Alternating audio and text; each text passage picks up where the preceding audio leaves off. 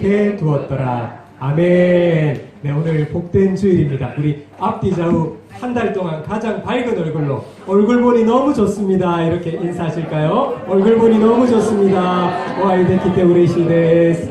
오아이데키테 우레시 데스. 얼굴 보니 너무 좋습니다.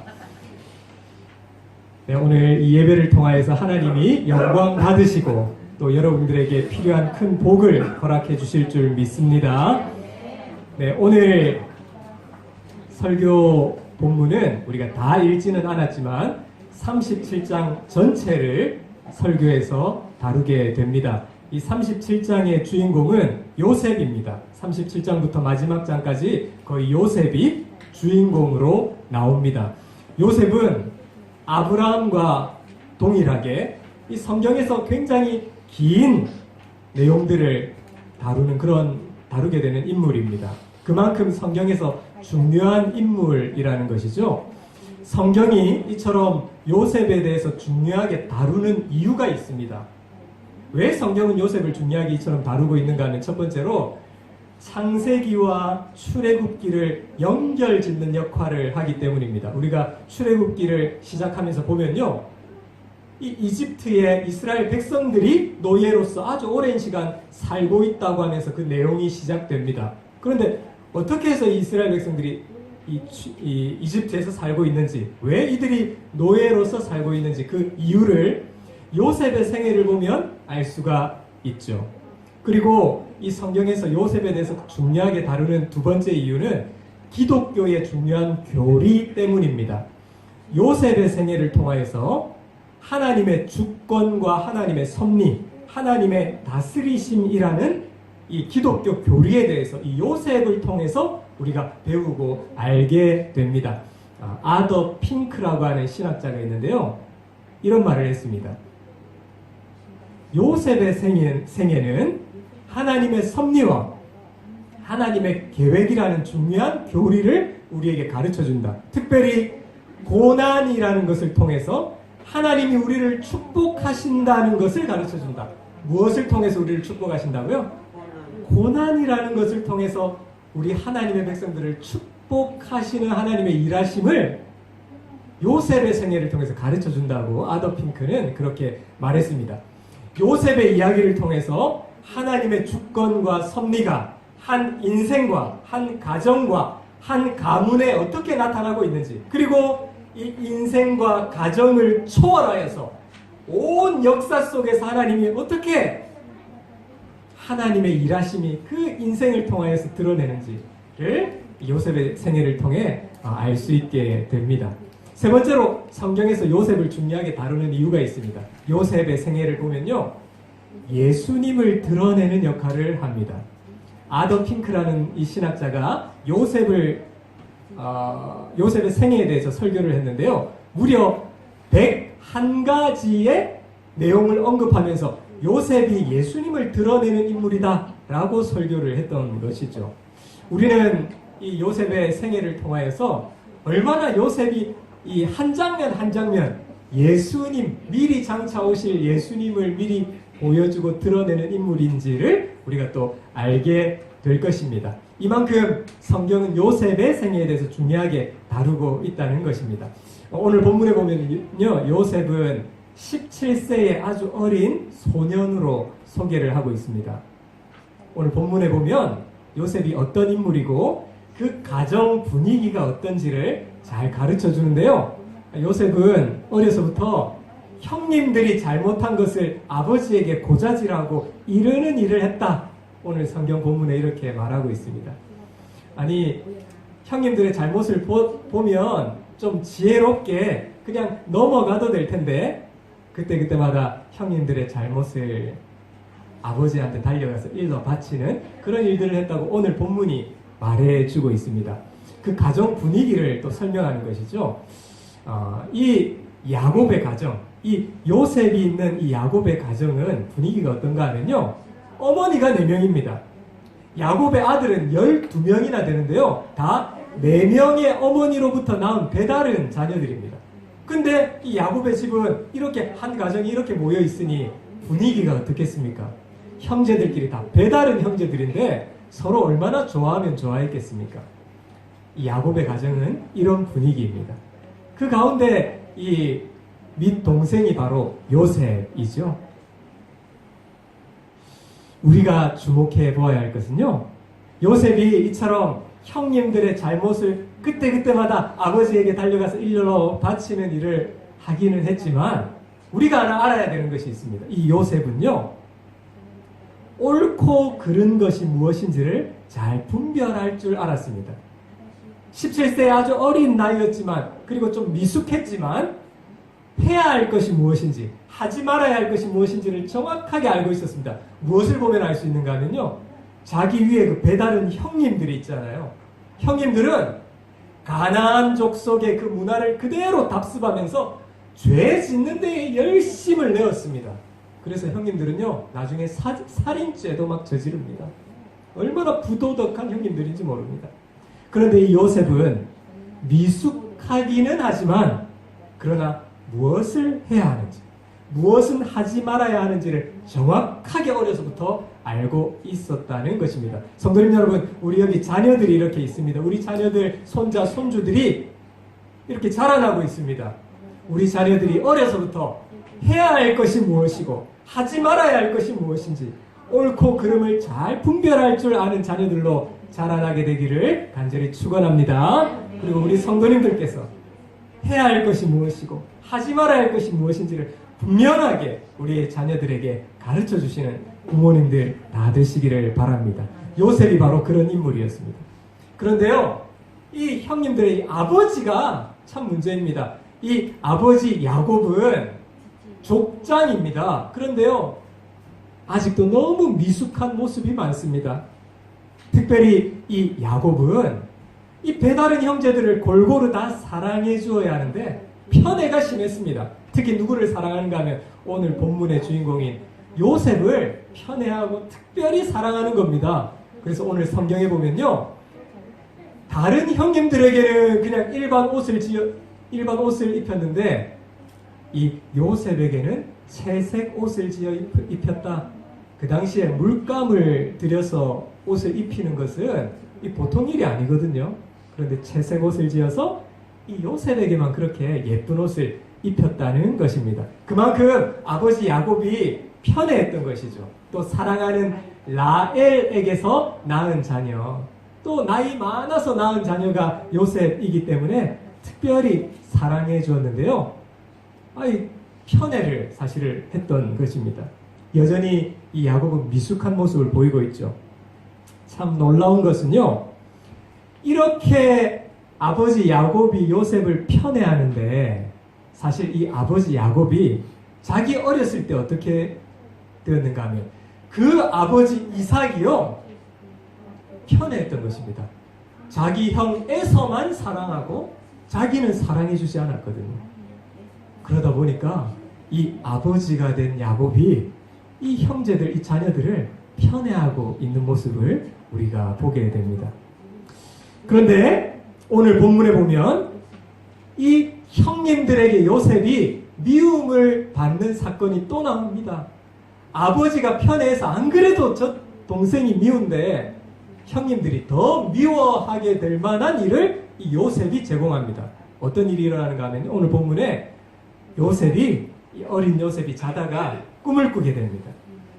그리고 이 꿈의 내용을 형님들에게 말해주기 위해서 달려갑니다. 형님들, 제 꿈 얘기를 좀 들어보세요. 형님들, 제가 꿈을 꿨더니요, 형님들의 곡식단이 나의 곡식단에게 엎드려서 절을 합디다. 이렇게 꿈 얘기를 하는 겁니다. 형님들이 기분이 나쁠까요? 안 나쁠까요? 나쁘죠. 열받죠. 아니, 형님들인 자기가 동생인 요셉을 앞으로 섬기게 될 것이다, 이 말인데 기분 좋을 사람이 어디 있겠습니까? 아니, 눈치가 좀 있는 동생 요셉이라면 이런 말 그냥 하지 않을 텐데 이런 꿈 얘기를 다 했던 것입니다. 그런데 여기서 한술 더 뜹니다. 요셉이 두 번째 꿈을 꿉니다.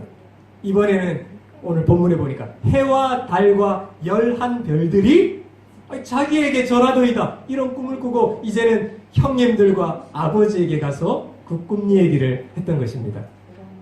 해, 달, 별, 해, 달, 11별들이 절을 한다. 이 말은 무엇인가 하면 이제 아버지, 요셉의 아버지 야곱도 나에게 절을 하며 엎드리게 될 것이고요. 형님들도 나에게 엎드리게 될 것입니다. 이 내용입니다. 이걸 아버지와 형님들에게 말합니다. 여러분 기분 좋을까요? 나쁠까요? 더 기분 나쁜 것입니다. 그런데요. 오늘 본문에 보면 아버지 야곱이 그 꿈 이야기를 듣고 꾸짖지만 그 꿈 내용을 마음에 새겨 두었더라. 이렇게 하면서 오늘 본문이 마치고 있습니다. 성도님 여러분, 이 요셉은 참 미숙한 인물입니다. 그래서 형님들로부터 미움을 자초한 일들을 참 많이 했습니다. 그러나 우리는 아주 중요한 사실을 알 수가 있습니다. 하나님이 그 당시에 성경을 기록하시기 전이죠. 성경을 기록하시기 전에는 하나님께서는 꿈이라는 것을 통해서 하나님의 뜻을 사람들에게 가르쳐 주셨습니다.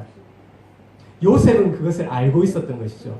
아버지 야곱도 그 사실을 알고 마음에 두고 있는 것입니다. 그런데 누구만 모릅니까? 그 형님들만 이것이 하나님이 우리 동생에게 주신 하나님의 뜻이구나 이렇게 빨리 캐치해야 되는데 영적 분별력을 잃어버려가지고 이 형님들이 알지 못하고 그냥 그 꿈 얘기 듣고 기분 나빠서 저 동생 저 죽여버려야지 미워하게 된 것이죠. 그래서요 우리가 다 읽지는 않았지만 20절 보면 어떤 내용이 나오는가 하면요, 형님들이 요셉에게 이렇게 반응합니다. 자, 그 꿈이 어떻게 되는지 우리가 볼 것이니라. 무슨 말입니까? 네 꿈 얘기대로 되나 안 되나 한번 보자. 예의 못된 놈아. 이 형님들이 이 동생에 대해서 시기하고 미워하고 있는 것입니다. 성도님 여러분, 우리 하나님의 백성들은요 어떤 태도를 가져야 하는가 하면 하나님이 무엇을 하려고 하시는가에 대해서 늘 우리는 생각해야 합니다. 하나님이 우리 일본 땅에 있는 고흐 행복한 교회를 통해서 하나님은 어떤 일을 하실까? 하나님은 우리 한 사람 한 사람을 통해서 어떤 일을 하실까? 내가 이 한국인으로서 일본에 살지 몰랐는데 하나님은 왜 나를 일본에 살게 하실까? 아니 내가 태어나서 기독교, 기리스도교회 교회를 갈 거라고는 꿈에도 생각 못했는데 왜 나는 교회에 지금 앉아 있는 것일까? 하나님은 어떤 일을 하실까에 대해서 우리는 늘 생각해야 합니다. 그런데 요셉의 형님들은 그런 것이 없었습니다.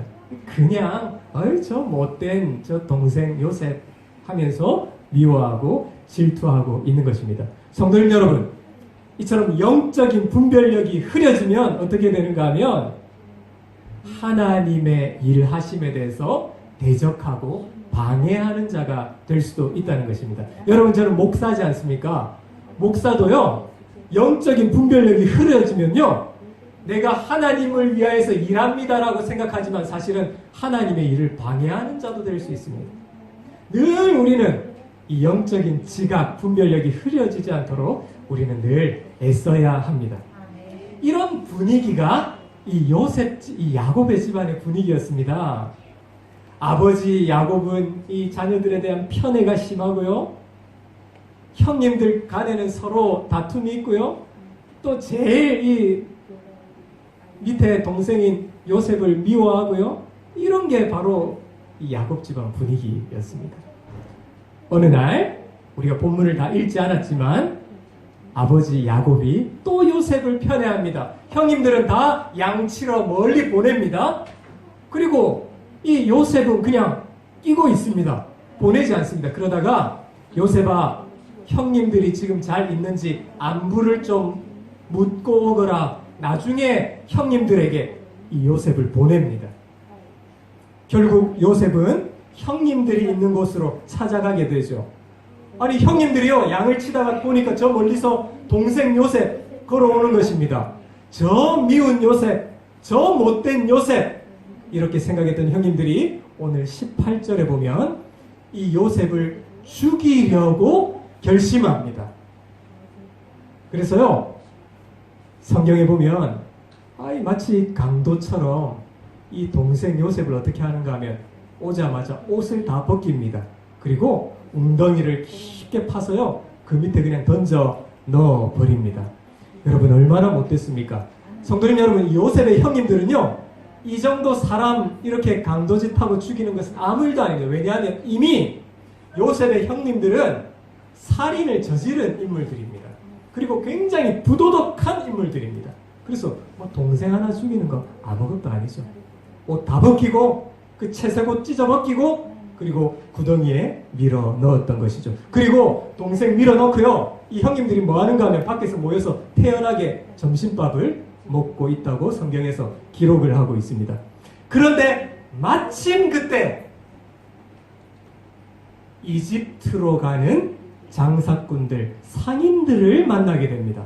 옳거니 그냥 죽이는 것보다 돈 받고 이 동생을 그냥 애굽으로 팔자 계획을 하게 되죠. 그래서 은 20에 이 요셉을 장사꾼, 애굽으로 가는 장사꾼들에게 팔아 넘기게 되었습니다. 성도님 여러분, 이게 바로 하나님의 계획이고요, 하나님의 보이지 않는 손이고요, 하나님의 시간표입니다.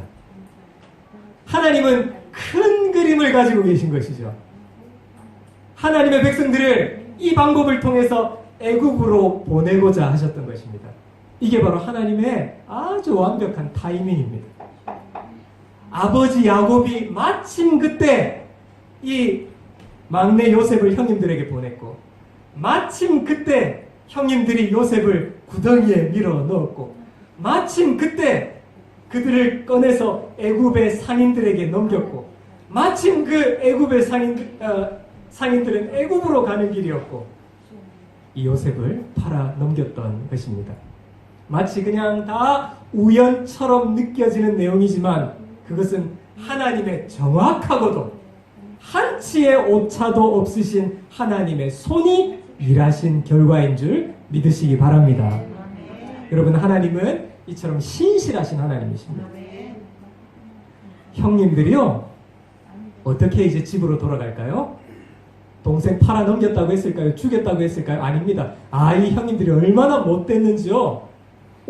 그 동생의 옷을 다 찢어 벗겼다고 했지 않습니까? 거기에다가 염소 한 마리를 죽여가지고 그 피를 옷에 묻힙니다. 요셉의 옷에 묻혀서, 아버지, 이 동물에게 이렇게 요셉이 당했습니다, 이렇게 죽었습니다 하면서 그 증거품으로 피 묻은 옷을 보여주면서 아버지를 속인 것이죠. 여러분, 이 형님들이 얼마나 잔인한 사람들입니까? 이 가정에 이 무서운 사건이 약 20년 동안이나 아무도 모르게 묻혀지게 되죠. 그런데 참으로 참 아이러니한 것이 있습니다. 이 자식들이 아버지한테 지금 거짓말하고 속였지 않습니까? 그런데 이 아버지 야곱도 옛날에 자기 아버지 이삭에게 거짓말하고 속인 사건이 있죠. 그것도 순염소 가죽을 가지고 속인 사건이 있습니다. 옛날에는 자기가 아버지한테 거짓말하고 속였는데 이제는 자기가 낳은 자식들이 자기를 속이고 있는 이런 모습들을 우리가 보게 됩니다. 결국 요셉이 이집트에 팔려서 넘어가게 되고, 결국 상인들이 이 요셉을 바로 왕을 지키는 보디발이라고 하는 장군의 집의 노예로 팔아 넘기게 됩니다. 이것으로 오늘 37장은 끝을 맺습니다. 성도님 여러분, 성경은 총 몇 권이죠? 총 66권이죠? 이 66권 가운데 하나님, 카미사마, 하나님이라는 단어가 한 번도 나오지 않는 성경이 있습니다. 무엇인가 하면 에스더서입니다. 에스더서에는 하나님이라는 단어가 나오지 않습니다. 그런데 이 에스더서에는 하나님이라는 단어가 나오지 않음에도 불구하고 하나님의 보이지 않는 손이 에스더와 함께 하시고 역사하시는 것들이 곳곳에서 나타나죠. 그것과 마찬가지로 놀라운 것은 이 창세기 37장에는요 하나님이라는 단어가 한 번도 나오지 않습니다. 그런데 하나님이 나오지 않는 이 37장에 하나님의 손이 일하지 않고서는 믿을 수 없는 사건들로만 가득 차 있는 것입니다. 그때마다 인도하신 하나님의 섭리, 그때마다 인도하신 하나님의 주권적인 손길, 살아 역사하시는 신실하신 하나님의 일하심이 이 37장 전체의 요셉의 인생 가운데 드러나 있다는 것입니다. 사랑하는 성도님 여러분, 이 요셉의 생애에 하나님의 손길이 없었던 때가 없는 것이죠. 성도님 여러분, 우리는요 이런 생각을 합니다. 성경의 인물들이니까 하나님께서 그렇게 역사하셨지. 아니, 좀 하나님 잘 믿으니까 하나님께서 이 인생들을 인도하시고 그렇게 역사하셨지 라고 생각할 수도 있습니다. 그런데 여러분, 이 야곱 집안을 지금 꼴을 보십시오. 이게 지금 보통 꼴입니까? 아버지는 편애하고요, 자식들은 거짓말하고요, 형제들은 이미 살인죄를 많이 저질렀습니다. 형님들은 요셉을 팔아넘기고 그리고 죽었다고 하면서 피 묻혀와가지고 아버지를 또 속입니다. 이 집안 꼴이 이렇습니다. 집에 들어가 보면요, 다 배다른 자식들입니다. 엄마가 4명입니다. 여러분, 요 정도는 없잖아요. 그런데 보십시오. 뭔가 좀 하나님 잘 믿어야, 잘 해야 하나님이 계획하시고 섭리하신다 라고만 생각하지만, 하나님은 이렇게 미숙하고 불완전하고 실수투성이고 잘못투성이고 문제투성이인 이 야곱 집안에, 그러나 하나님은 신실하게 하나님의 계획을 가지고 일하고 계셨다는 사실입니다. 요셉은 참 이 17세라는 어린 나이에 한순간에 노예로 팔려갔죠. 참 17밖에 되지 않습니다. 희은이 난사이ですか? 이마 희은이 고토시 난사이ですか? 주연ですか? 주연. 우리 중학생들, 고등학생 정도는 17살 요세프, 17세밖에 되지 않는 이 요셉이 노예로 팔려갔다니요. 그것도 형님들의 손에 이끌려서. 얼마나 고난을 받았습니까? 정말 밑바닥 인생이 되었죠. 다 망가진 인생이 된 듯 보입니다. 그러나 놀라운 것은 요셉이 이처럼 당한 고난에 오히려 하나님의 주권과 놀라운 섭리가 이 요셉의 고난 속에 가득 차 있었다는 사실입니다. 그 고난 중에 하나님은 이 고난을 당하고 있는 요셉 가운데 너무도 신실하게, 너무도 성실하게 일하시면서 하나님이 세우고 계신 모든 계획들을 이 요셉을 통하여서 하나하나 아무런 방해도 받지 않으시고 일해 나가시고 실행해 나가셨다는 사실이죠. 성도님 여러분, 말씀을 맺겠습니다. 우리 인생도 마찬가지입니다. 아니, 목사님, 성경의 인물이니까 그런 거 아니에요? 아닙니다. 하나님은 어제나 오늘이나 4000년 전이나 지금이나 하나님은 동일하신 하나님이십니다. 그래서요, 요셉의 고난 중에 하나님이 신실하게 일하셨던 것처럼 우리의 인생 가운데서도 하나님은 신실하게 일하시는 하나님이신 줄 믿으시기 바랍니다. 여러분, 우리의 인생도 고난이 있죠. 여러분, 한연웅 목사보다 여러분 더 고난이 많으셨을 것입니다. 여러분, 우리는 인생에 굴곡도 많이 있었습니다. 인생에 많은 상처도 받았습니다. 그 누구에게도 말할 수 없는 트라우마를 가지고 있는 우리들입니다. 그러나 분명한 것은 우리 인생이 하나님의 주권과 섭리 속에 있다는 것을 믿으시기를 바랍니다. 오늘 본문을 통해서 하나님께서 우리에게 주시고자 하시는 말씀이 이것입니다.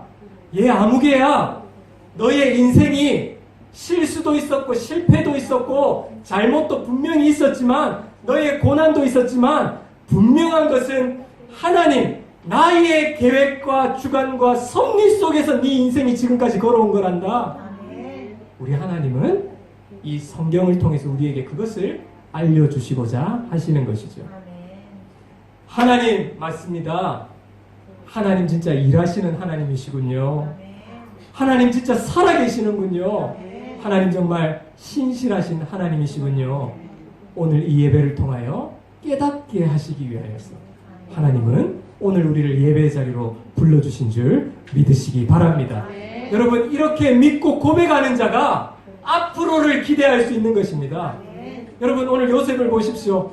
하나도 기대할 것이 없는 밑바닥으로 주저앉은 인생이 되었죠. 노예로 팔리게 되었죠. 그 어린 나이에 형님들로부터 버림을 받게 되었죠. 기대할 게 있겠습니까? 없겠습니까? 근데 우리는 성경의 내용을 이미 다 알고 있죠. 요셉의 결론이 어떻게 이어지는지를 우리가 압니다. 하나님, 정말 하나님 살아계십니다. 나는 정말 많은 고난을 받고 이때까지 살아왔지만 그럼에도 불구하고 하나님 살아계십니다. 내 인생과 함께 하십니다. 이렇게 고백하는 인생은 앞으로를 기대할 수 있다는 것입니다. 하나님 때문에 앞으로를 소망할 수 있다는 것입니다. 여러분, 그 믿음으로 사시기를 간절히 바랍니다. 나의 잘못과 실패와 실수, 나의 미숙함마저도 하나님은 신실하셔서 하나님은 그 속에서도 일하시며 섭리하신다는 사실을 믿으시는 우리 모두가 되시기를 바랍니다. 로마서 8장에 바울은 이렇게 고백합니다. 우리가 알거니와 하나님을 사랑하는 자 곧 그 뜻대로 부르심을 입은 자들에게는 모든 것이 합력하여 선을 이루느니라. 우리에게 소망을 주시는 것이죠. 우리가 보이지 않는 하나님의 손, 하나님의 살아계심이 있다는 사실을 믿으시고 여러분 이 땅에서 신실하게 진실하게 하나님만 붙잡고 믿음으로 소망하며 살아가시는 우리 모두가 되시기를 주님의 이름으로 간절히 축원드립니다. 아멘. 우리 함께 찬양